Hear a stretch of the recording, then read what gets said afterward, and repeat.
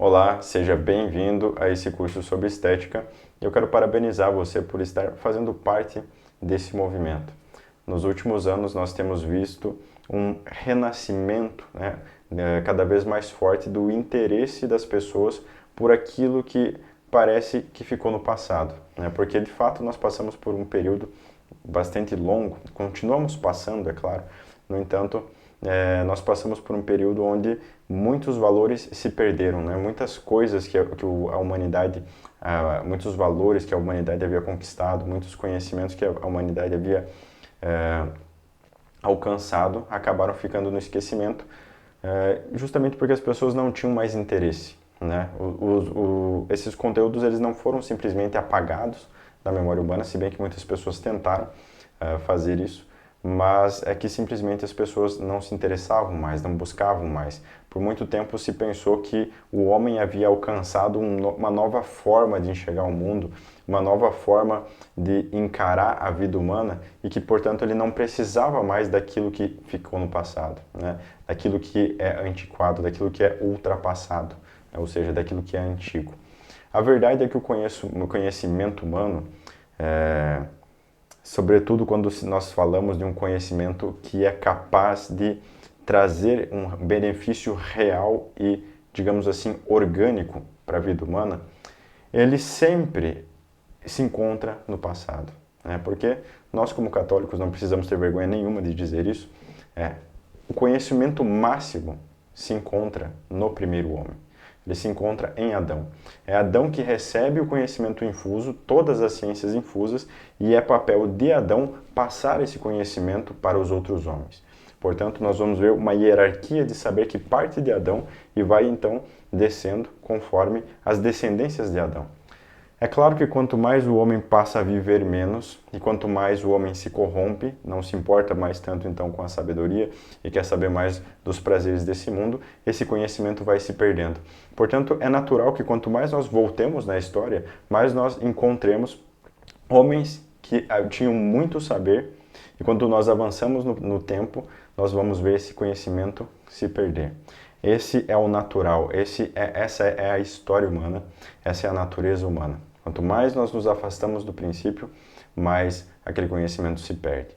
Pode parecer muito estranho para muitas pessoas que talvez estejam se deparando pela primeira vez com esses conceitos. Por isso eu quero convidar você também a fazer parte do nosso catecismo, né? Lá eu ensino esses assuntos de forma muito mais detalhada, de forma muito mais explicada, né? Para você entender que o que eles nos ensinam, na verdade, é uma ideia completamente corrompida, né? Completamente distinta do que de fato acontece.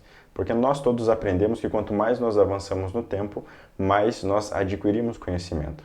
Claro que existe uma certa verdade nisso tudo, porque afinal de contas, quando um conjunto de pessoas se aplica a desenvolver determinadas técnicas, essas técnicas, então, com o passar do tempo, tendem a se desenvolver.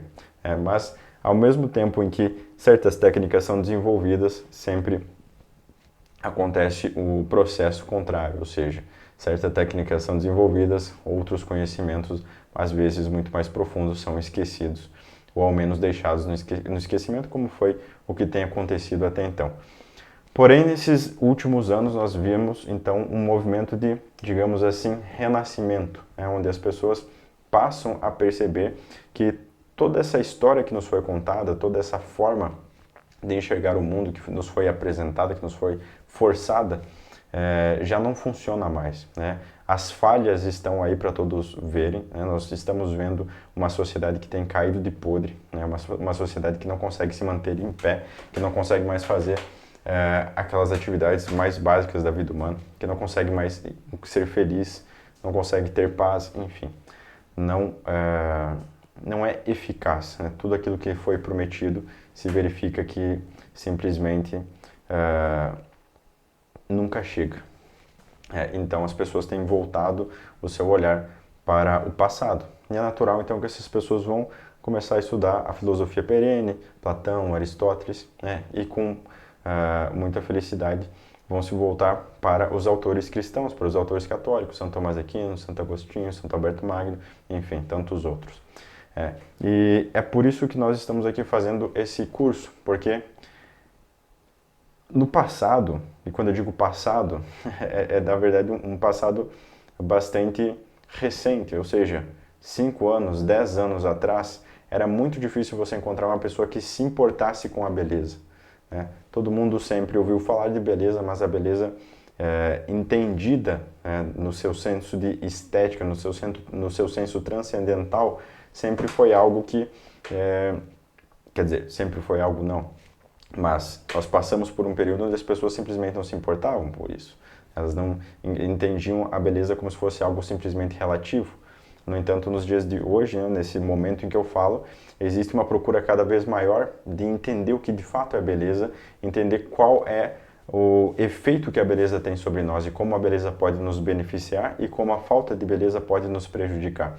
E é justamente para isso que eu estou fazendo esse curso, porque não basta nós entendermos o que é a beleza no sentido mais teórico da coisa, ou seja, você entender o que é a beleza, o quid est. Você entender que a beleza está ali unida à unidade, à harmonia, né, que é um transcendental, que é um aspecto do próprio bem, enfim, tudo isso é muito importante. E no passado, quando eu falei sobre esse assunto, eu costumava falar sobre esse tópico antes de mais nada e depois tentar discorrer sobre os outros assuntos, mas eu percebi que essa forma de abordar acaba muitas vezes não trazendo para as pessoas o entendimento da importância que de fato a beleza tem na nossa vida, porque de fato não é simplesmente o conhecimento teórico, é algo que tem uma importância prática, uma importância, digamos, material, uma importância vital e que faz total diferença na sua vida, na vida da sua família, na educação dos seus filhos e no seu próprio comportamento, enfim, na sua própria conduta, né? Então, é sobre isso que trata esse curso. Como vocês verão, o curso ele foi feito pensando em trazer o assunto da forma mais prática e material possível e aos poucos ir se elevando até as noções mais abstratas, mais teóricas, mais filosóficas, digamos assim. Então é um curso um pouco diferente, talvez, do que você tenha visto quando se trata de estética, porque nós vamos de fato tentar enxergar qual a diferença que a beleza tem na nossa vida, no nosso dia a dia, né? Como isso nos afeta, como afeta o nosso humor, como afeta a nossa forma de ver as coisas, a nossa forma de agir, o nosso comportamento, enfim, todo aquele potencial e toda aquela importância que a beleza tem para a nossa vida. Então, antes de explicar um pouco de como vai funcionar esse curso e apresentar para vocês quais serão as próximas aulas, vamos fazer uma breve oração, como é o nosso costume. Em nome do Pai, do Filho e do Espírito Santo. Amém. Vinde, Espírito Santo, enchei os corações dos vossos fiéis e acendei neles o fogo do vosso amor. Enviai o vosso Espírito, Senhor, e tudo será criado, e renovareis a face da terra. Oremos, ó Deus, que instruístes os corações dos vossos fiéis com a luz do Espírito Santo, fazei que apreciemos retamente todas as coisas segundo o mesmo Espírito e gozemos sempre de suas consolações. Por Cristo Senhor nosso. Amém. Ave Maria, cheia de graça, o Senhor é convosco, bendita sois vós entre as mulheres, bendito é o fruto do vosso ventre, Jesus. Santa Maria, Mãe de Deus, rogai por nós, pecadores, agora e na hora de nossa morte. Amém. São Tomás de Aquino, rogai por nós. Nossa Senhora da Aparecida, rogai por nós. Em nome do Pai, do Filho e do Espírito Santo. Amém. Bom, então, como eu vinha dizendo, nós passamos por um período de escuridão. E uma das principais características desse período é justamente as pessoas perderam a capacidade de enxergar o universo além daquilo que é possível de ser explicado, digamos assim, pela física mecânica. O que é física mecânica? É a física que busca explicar o movimento das coisas e a reação mecânica, ou seja, um movimento causa outro movimento. E aí você tem alguns princípios como inércia, atrito, velocidade, aceleração, etc. Quando nós falamos de uma visão materialista das coisas, existe materialismo e existe materialismo. Ou seja, uma coisa é você entender o mundo material e físico naquilo que ele tem, digamos assim, de mais amplo possível. E se os homens tivessem uma visão materialista nesse sentido, então no fundo não teria muito problema nesse materialismo. Porque quando você enxerga o mundo material em todos os aspectos em todos os aspectos nos quais ele se apresenta para nós, então você vai, de fato, ver que o universo ele é de uma riqueza gigantesca. E essa própria riqueza acaba levando naturalmente o homem para a percepção daquilo que está além da matéria. Porque, por exemplo, noções como bondade, como beleza, como forma, ideia ou como ser, são noções que surgem naturalmente do estudo do mundo físico, do estudo da observação do mundo material. Quando você não busca limitar esse estudo num determinado campo demasiadamente limitado, como fizeram os homens e como ainda, é claro, sempre existe esse resquício. Como eu disse, nós estamos passando por um período onde pessoas começam a ter mais interesse. Mas se começam a ter mais interesse é justamente porque ignoram aquilo, né? E, além disso, são algumas pessoas que passam a ter interesse. Outras simplesmente não se importam e acabam simplesmente ficando com aquilo que receberam na sua educação, no que receberam no ensino fundamental, no ensino médio, enfim. Faz parte. Mas, então essas pessoas, elas acabaram estreitando a sua visão de mundo dentro de normas, dentro de princípios que fizeram nada mais do que limitar a realidade. Então, as pessoas simplesmente esqueceram a beleza e passaram a tomar a beleza como sendo algo subjetivo, porque eles simplesmente passaram a considerar como objetivo nada além daquilo que eles pudessem medir, né? Então, o que eu consigo medir o movimento, eu consigo colocar um certo número, eu tenho velocidade X. Eu consigo medir a aceleração? Consigo.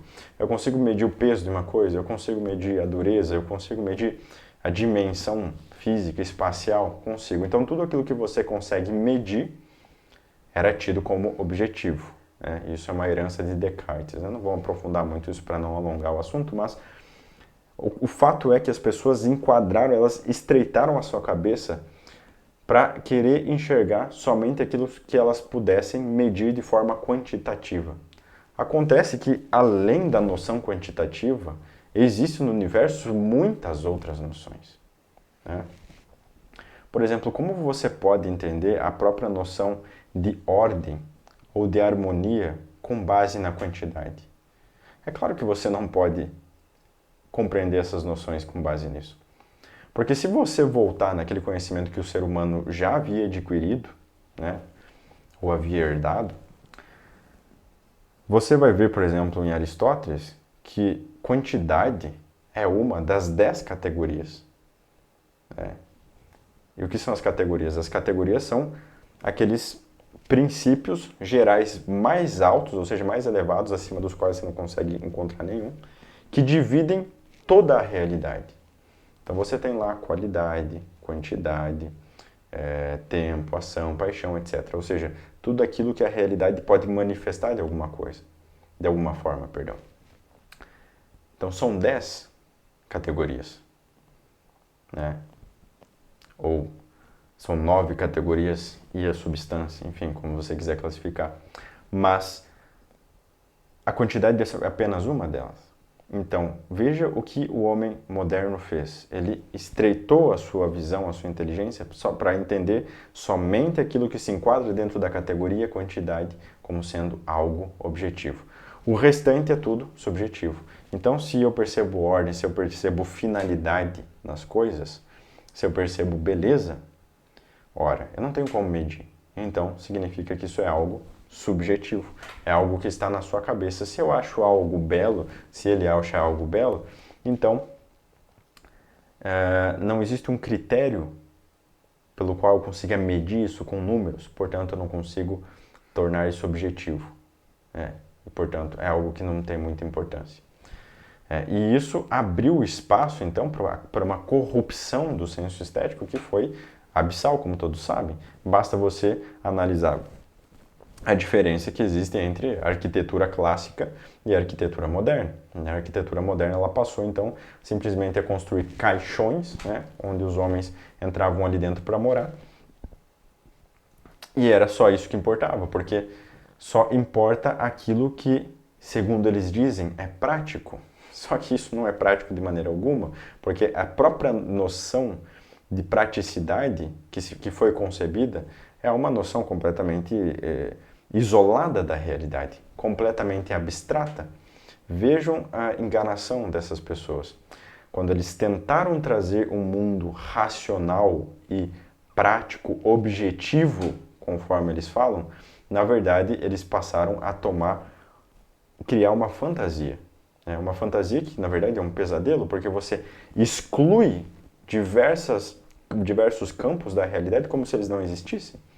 E não, só existe isso. Então as pessoas começaram a pintar suas construções de cinza, simplesmente, paredes puramente lisas, você não tem mais adornos em nada, enfim. Toda essa maluquice que aconteceu, nós vamos estudar um pouco e vamos entender melhor isso ao longo do curso. O objetivo hoje é mais apresentar para vocês qual o escopo desse curso que nós pretendemos ensinar aqui. Então, essa visão mecanicista ela é algo que simplesmente, entendam bem, ela não é propriamente materialista, ela é, na verdade, mecanicista, porque ela só olha para o aspecto mecânico da realidade.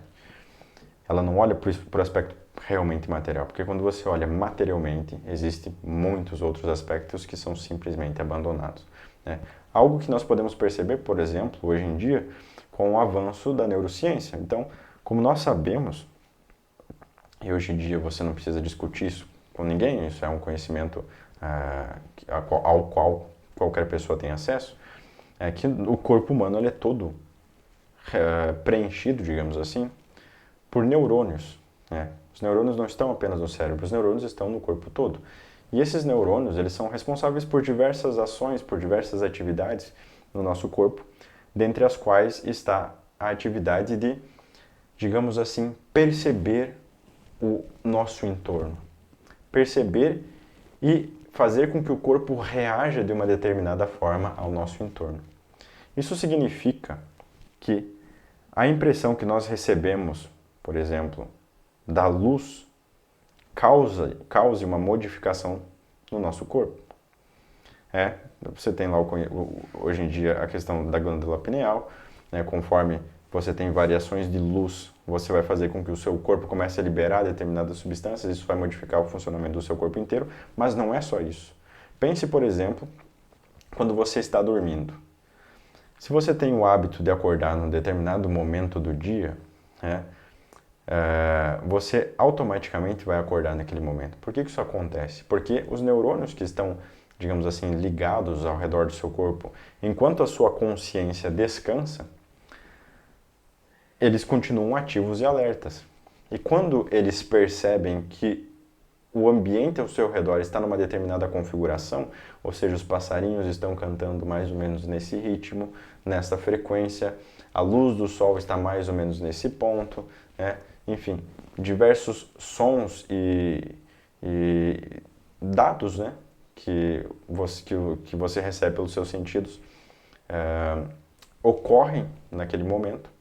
Então, o seu próprio corpo entende que é o momento de acordar. E você acorda sem que ninguém precise te acordar. E isso acontece em diversas situações. Alguns momentos onde isso é fácil de perceber, você passa por uma semana inteira onde o dia estava nublado e chuvoso. Normalmente as pessoas começam a ficar deprimidas, ou passam a se tornar mais deprimidas quando isso acontece. Por que isso acontece? Isso acontece porque aquilo que está fora de nós influencia sobre nós.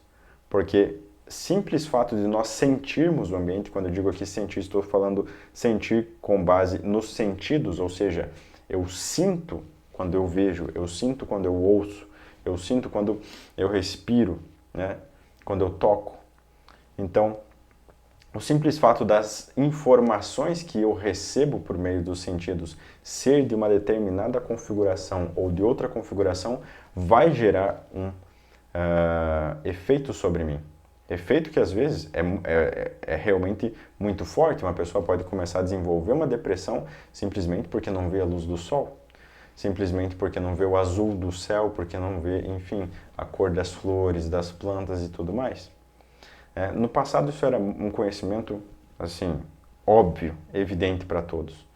Se você vê não só Santa Hildegarda, mas mesmo Santa Teresa, enfim, isso daí é uma coisa que você percebe que está embutido. As pessoas muitas vezes nem comentam sobre isso, elas simplesmente mencionam como se fosse algo que todos soubessem.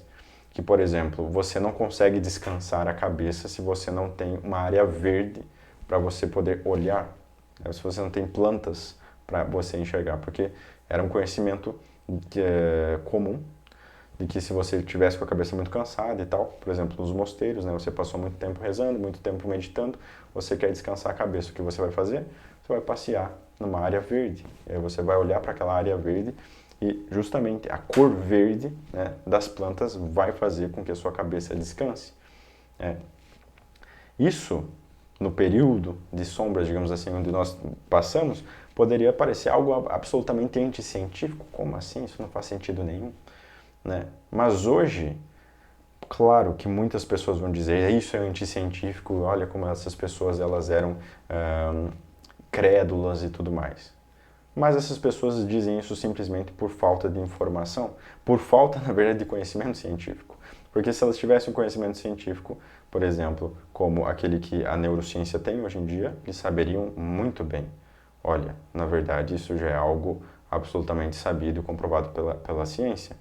Aquilo que você vê afeta a sua saúde, afeta a sua psicologia, afeta o seu estado físico. Porque outra coisa que você precisa entender também, e isso tem que estar bem claro ao longo desse curso, que os efeitos psicológicos e os efeitos físicos, aquilo que nós chamamos de efeito físico e aquilo que nós chamamos de efeito psicológico no nosso corpo, não são coisas distintas, não são coisas que se dão em planos separados, ou seja, aqui tem as minhas emoções, os meus pensamentos, o meu estado de espírito e aqui tem o meu corpo. Não. As suas emoções, a sua psicologia, muito da sua personalidade, o seu estado de espírito é algo que se dá no seu corpo. Portanto, ele é o resultado de uma determinada configuração física do seu corpo. Uma pessoa que tem uma boa condição física, que tem uma boa estatura, que se exercita, que tem tônus muscular, vai ter uma determinada característica psicológica. Uma pessoa sedentária, fraca, com os nervos fracos, né, com o tônus muscular fraco, vai ter uma característica diferente. Vai ter uma característica psicológica diferente. Né? Então, isso tudo é algo que que vocês precisam ter muito em mente. Ou seja, quando nós falamos aqui de como a beleza nos afeta, não é simplesmente num sentido espiritual. Tem o sentido transcendental espiritual, com certeza tem, e ele é muito importante também. Mas não só isso, existe o sentido material e físico da coisa. E é isso que nós vamos perceber. Porque como nós somos animais racionais, tudo aquilo que chega à nossa razão, ou seja, ao nosso espírito, à nossa alma, chega através dos sentidos, ou seja, chega através do nosso corpo. Né? E o estado do nosso corpo é muito importante porque é ele quem vai acabar dispondo o nosso espírito a se comportar, a perceber as coisas de uma forma ou de outra. E aí vocês vão entender que a beleza ela influi sobre o nosso corpo e o corpo influi sobre o nosso espírito. Não é uma coisa que vem em via direta, como se a beleza atingisse a nossa alma diretamente. Não, de fato não é assim que acontece. Mas a beleza ela é algo que se manifesta no mundo material, que portanto atinge o nosso corpo e o nosso corpo, dependendo de como ele é atingido por isso, ele vai então atingir, digamos assim, a nossa alma, né, a nossa parte espiritual. Então isso é muito importante de você entender. Então, como eu vinha falando, você perceba a diferença em você ficar uma semana no dia nublado e de repente quando abre aquele sol, o seu ânimo muda, a sua vontade de fazer as coisas muda, o seu humor muda, como a forma com que você trata as pessoas, a forma com que você trabalha, a forma com que você estuda, com que você reza muda. Então, perceba, é simplesmente uma mudança sensorial, mas que faz toda a diferença, né? E aí, se você somar tudo aquilo que nos atinge de forma sensorial, como os sons ao nosso redor, como a organização de como as coisas estão, por exemplo, se você vive num ambiente bagunçado, desorganizado, ou se você vive num ambiente organizado, se você vive num ambiente ou num meio ambiente onde você tem acesso a um determinado tipo de arquitetura, ou se você tem acesso a um determinado outro tipo de arquitetura, ou falta de arquitetura simplesmente.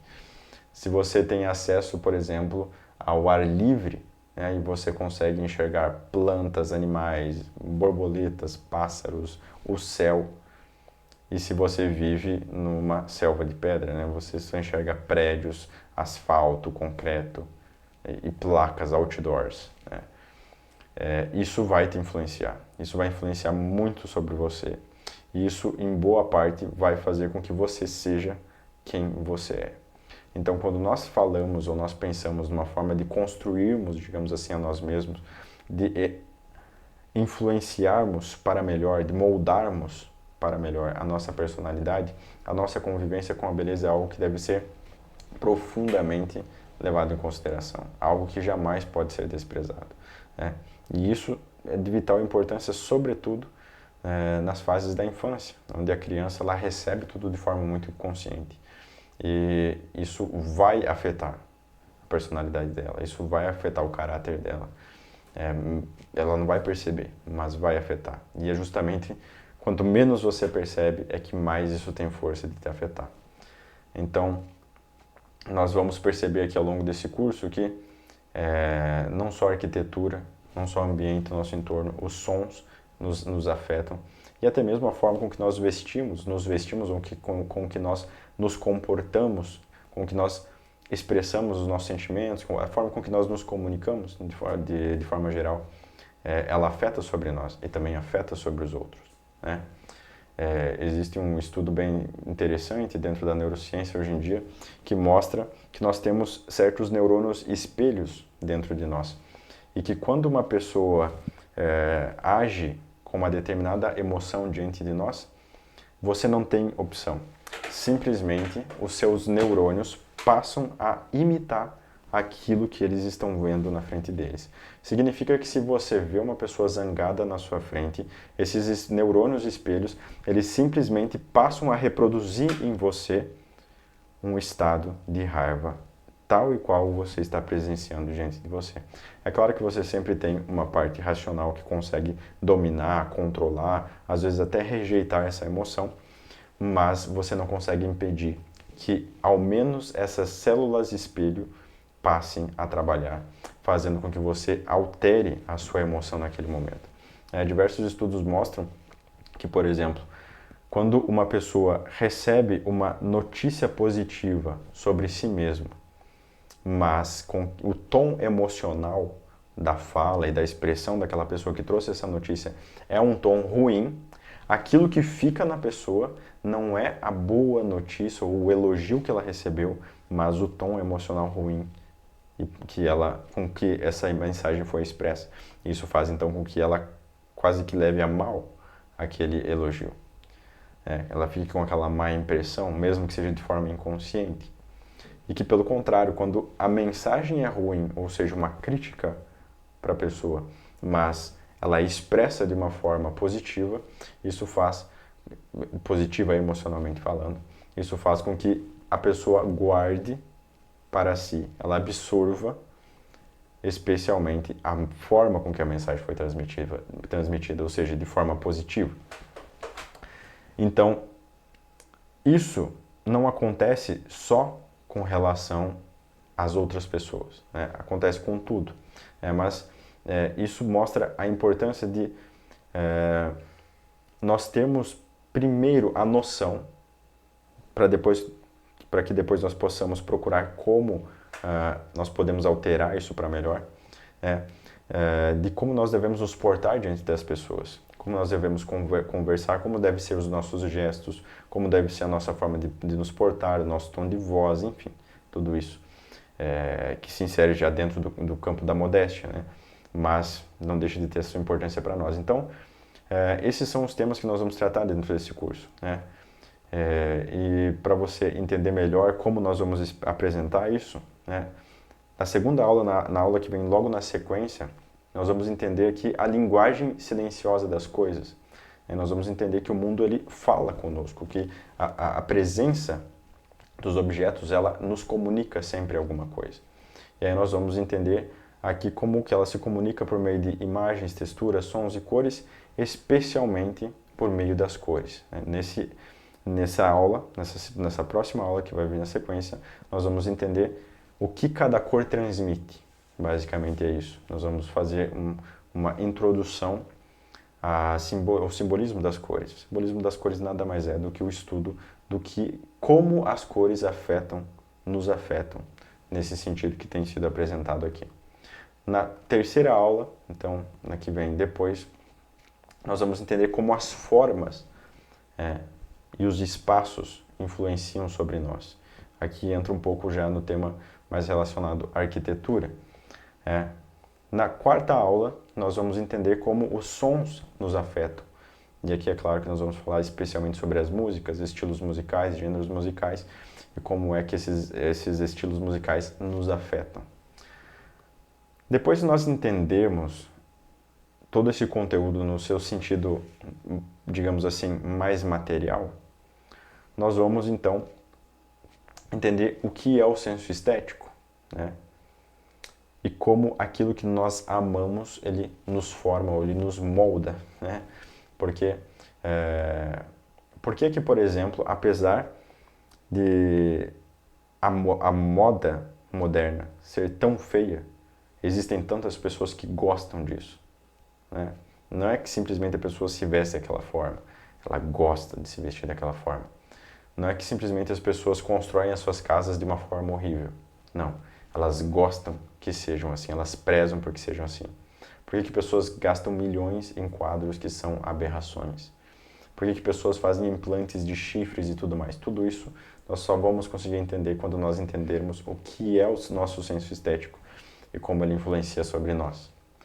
Na aula 6, nós vamos procurar então entender de forma objetiva o que é a beleza. Porque aí nós só podemos entender que o senso estético não é simplesmente algo subjetivo, mas que ele pode ser calibrado, digamos assim, com base numa beleza real, numa beleza objetiva, que todos nós podemos perceber e, digamos assim, apalpar, né, de forma palpável na realidade. E aí é quando nós vamos começar então a entrar nesse assunto de forma um pouco mais filosófica. Depois, na aula 7ª, então, nós vamos entender a relação entre ordem e beleza, né? A beleza como um reflexo da ordem que existe no próprio universo. Na aula 8, nós vamos entender que a estética não é simplesmente luxo, né? Mas nós podemos encontrar a beleza em todo canto e como nós podemos fazer isso. Vamos falar de como nós podemos, como esse assunto da estética é importante e como nós podemos implementar esse conhecimento no nosso dia a dia, né, nas nossas falas, nas nossas escolhas, nas nossas atitudes. E na última aula, então na aula 9, nós vamos entender que a beleza não é nada mais do que um reflexo de Deus, né? A beleza é de fato um sinal da presença de vida, da presença divina, é um sinal da presença da virtude, da presença do bem. E isso é o que nós vamos então entender para concluirmos esse curso. Eu preparei esse material com muito carinho, tá? Espero que vocês gostem, espero que vocês façam um bom proveito dessas aulas.